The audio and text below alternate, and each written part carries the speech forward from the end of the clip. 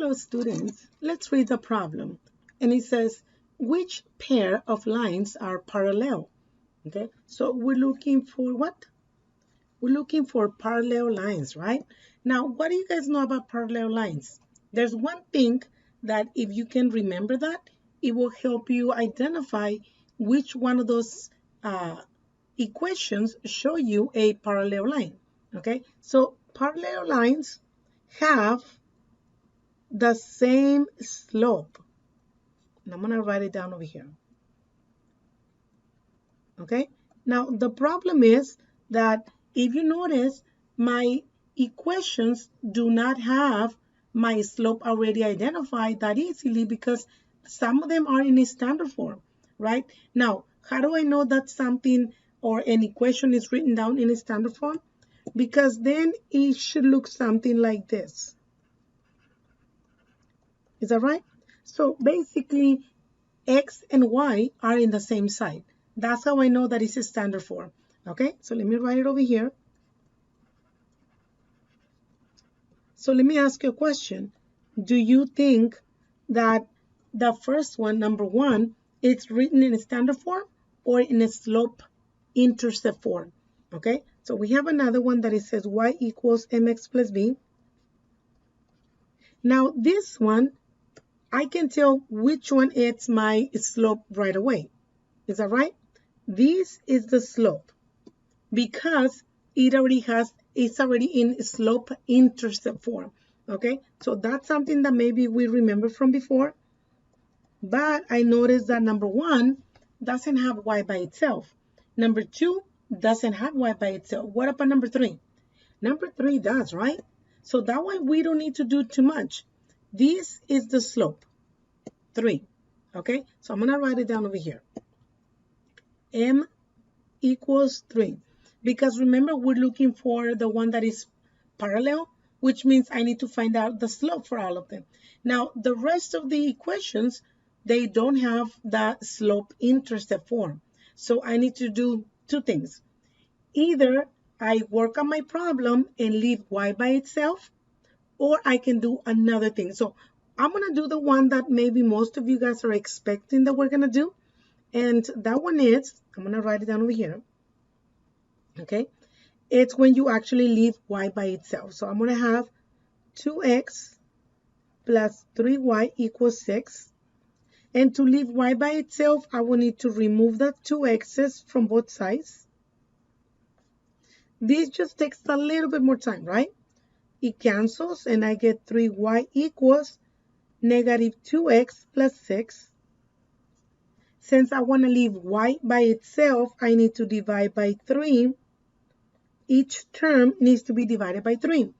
3 divided by 3 is 1, which means y equals, and now is looking more like this one. And like I said, if we can make it look like that, then the slope will be the coefficient of x. Okay, so here I'm going to get negative 2/3 of x plus 2. So the slope for this one is going to be negative 2/3. Okay, so let's write down my slope way up here. And I'm going to write down negative 2/3, right? Okay, so far, none of the two slopes are equal. Therefore, none of those two are parallel lines, okay? Now, there's another way that I can find my slope, and especially if it's on standard form, okay? And what we're going to do is we're going to follow this little formula, okay? And I know what you're thinking, that's a lot of formulas, miss. But look at how much trouble you can save yourself if you know how to find the slope when, of course, when it's in a standard form, okay? So it says that what we need to do is we need to, and I'm going to write it down over here, we need to find negative a over b. Now, who's a and who's b, if that's the question here? So think about this one as ax plus by equals c. Is that right? So I'm going to put these two together right here. Therefore, a, it's 2. So I'm going to say negative 2 over b is 3. And guess what? That's it. That's my slope already. Isn't that a little bit faster than leaving y by itself? It is, right? So it's up to you. You can practice either one. So I think I can do 1 and 1 just to make things a little bit so that we can practice. Okay, so that was number 1, right? So let me go ahead and make sure that we enclose it. This is going to be number 2. So number 2, I have 2x minus 6y equals negative 1. So I'm going to write down my standard form right below that. It's going to be ax plus by equals c. Very good. So my little formula says that I am going to write down m equals negative a over b. M equals negative a, it's 2, and b is negative 6.